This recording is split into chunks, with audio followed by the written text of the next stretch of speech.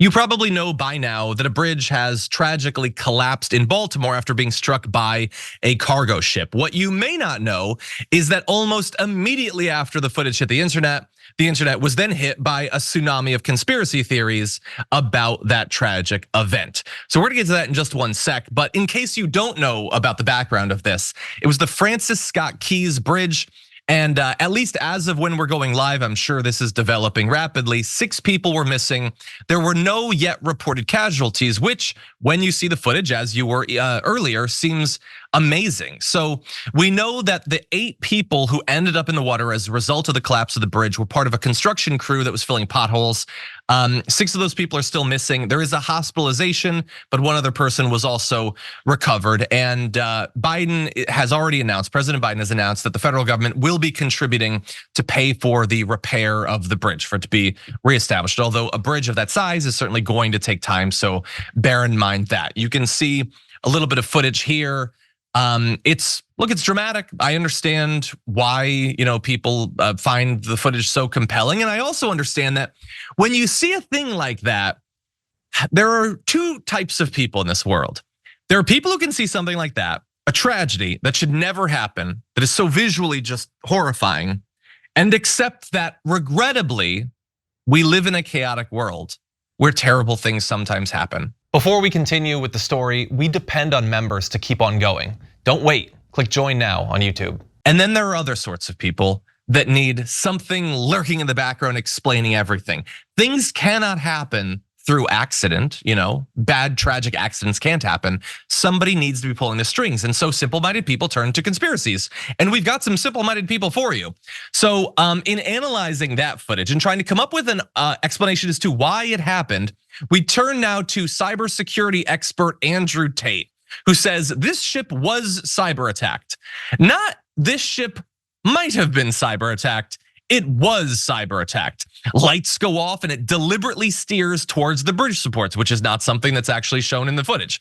Foreign agents of the USA attack digital infrastructures. Nothing is safe. Black Swan event imminent. Look, I love that movie too. I don't know that this necessarily predicts a sequel to come out so late, but people won Oscars. I could see why they'd want to do that.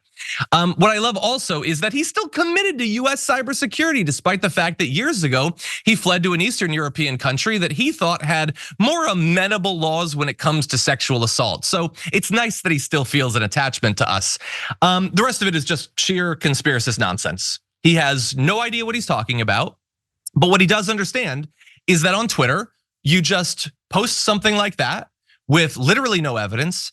And when it's contradicted by the facts, even if instantaneously, it won't hurt you in the slightest. You've already got the retweets. You've already got, thanks to Elon Musk, possibly money off of that, because the few remaining advertisers on Twitter are gonna have their ads put against this conspiracist nonsense.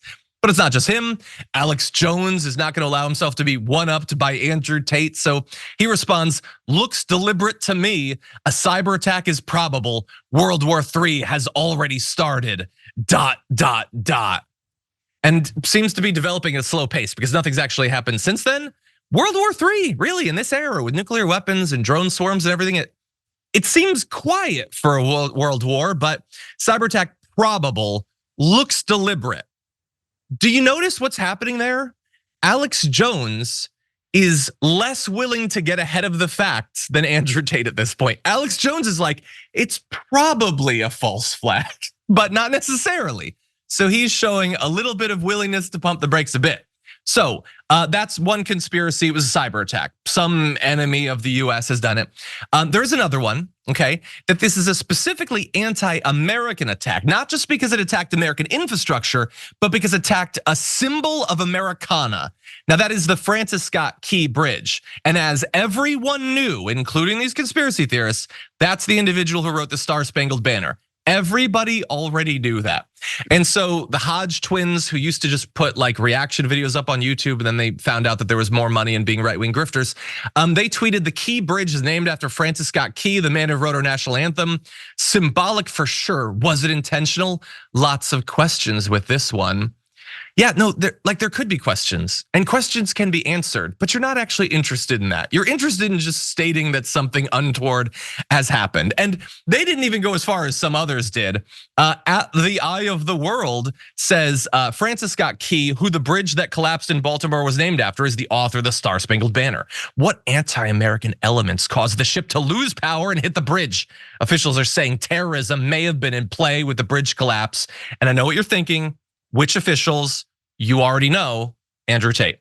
Anyway, I don't like to revel everything in conspiracy, but are we dealing with the New World Order here? Like, first of all, you protest too much. You don't like to throw conspiracy on everything. I think that I'm not gonna go to your profile because nobody should do that. But if I did, I have a feeling I could probably find other conspiracies. I think you do like to revel everything in conspiracy, don't you, Eye of the World?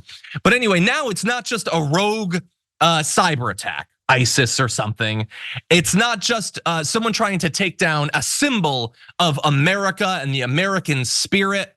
Because as I said, everyone knows that bridge was named after the person who wrote the Star Spangled Banner, not just people who frantically Googled it after the attack, and Michael Shore, who I checked, and he did know that that's who wrote the Star Spangled Banner. No, everybody knew it. Now it's the New World Order. But like, Biden is the president, and Biden, who is either a lizard or a clone or a robot, is definitely part of the New World Order. So why is he destroying it when it clearly seems to be helping these right-wing grifters gin up outrage online? Why would they do that in this case? As with so many things when it comes to conspiracies, no explanation is offered. But you go in, like, there's so much more. This guy Q-Tip, he doesn't think that it's just about Francis Scott Key writing the Star Spangled Banner. He goes into this whole diatribe about how when he was a kid, he had to send like critical letters to the government about the Star Spangled Banner. Like, I need to let you conspiracists know, therapy is available. Now, it's unfortunately expensive, and I do think the American government should do more to subsidize mental health. But there's gotta be somebody who can help you. This is not the way, is all I would say. But you can go beyond that. Everything, like vague conspiracies are not enough anymore. It has to come back to race. And it did with Paul Sizupula saying Synergy Marine Group, the company behind this, promotes DEI in their company. Did anti-white business practices cause this disaster? What is the theory here at Bubble Bath Girl? What is the theory? That because they put an incompetent non-white pilot, the pilot panicked and turned off power to the ship and steered into it. And also, if you're a right winger, are you not mad? Because this is implying that it's just like, I don't know, a Latino pilot's incompetence. He's saying the New World Order didn't do this. I think this guy's covering for the New World Order. But anyway, here's the thing. And I'm sorry to the conspiracists online to burst their bubble. And you'll notice, by the way, that every single one of those people that I showed you their comment are all verified on Twitter. They're all as reputable as NBC News or whatever. But anyway, and they're making money off of this. This is just a thing that happens. It sucks that it happens, but it happens. In 1980, a cargo ship collided with the Sunshine Skyway Bridge on Tampa Bay. 35 people in that case lost their lives. As of when we're recording this, thankfully no one has died yet. And there's a good reason for it that really undercuts the conspiracy theories. And we'll get to that in one sec. But that happened February 22nd, earlier this year. A port in southern China. There was a small vessel that had stacks of containers, hit the base of a 2-lane bridge, causing vehicles to fall into the water. 5 people died in that case. Back in World War II, in the Chesapeake Bay, a bridge was hit by a tanker and collapsed. It's a thing that happens. It sucks, but it's reality, you know? Facts don't care about your conspiracist feelings, is what I would put on the shirt, I think. But in any event, what you need to know is that the cargo ship reported to authorities that had lost power before the collapse. That is why they were able to stop cars from continuing to travel on the bridge. They tried, when power was restored, to steer away from it, contrary to what the conspiracy theorists have said. This is not a thing where they were just hacked or the New World Order did it. They gave warning that an accident had happened because we live in a complex world where accidents do indeed happen. And so, look, Biden is going to pay for the repair of it. Governor Westmore says It's gonna take a long time, but they're gonna get it repaired. And it's certainly gonna impact a lot of people's lives in the meantime until it's constructed. Pete Buttigieg has already traveled there.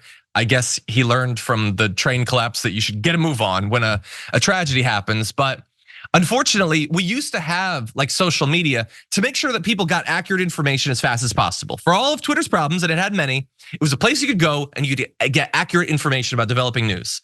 But now that's not what you get. Instead, what you get is conspiracy theories thrown up by morons as fast as possible for financial profit. And that's what we're seeing here. It's the same as when the car crashed at the northern border, the border stop with Canada. They immediately jumped out and called it a conspiracy. Of course it wasn't, it was just a tragic event that happened, but they'd already gotten the clout, they'd already gotten the money. Nobody's unfollowing them because they cried conspiracy wolf and were proven to be wrong. And that is unfortunately how the incentives are set up on the internet. So hopefully everyone is recovered from the water. We don't know for sure yet. And the actual human cost of this tragedy has, of course, been completely forgotten by the people who are trying to personally profit on it. But that's what people should be focused on. And right now, lives are still on the line.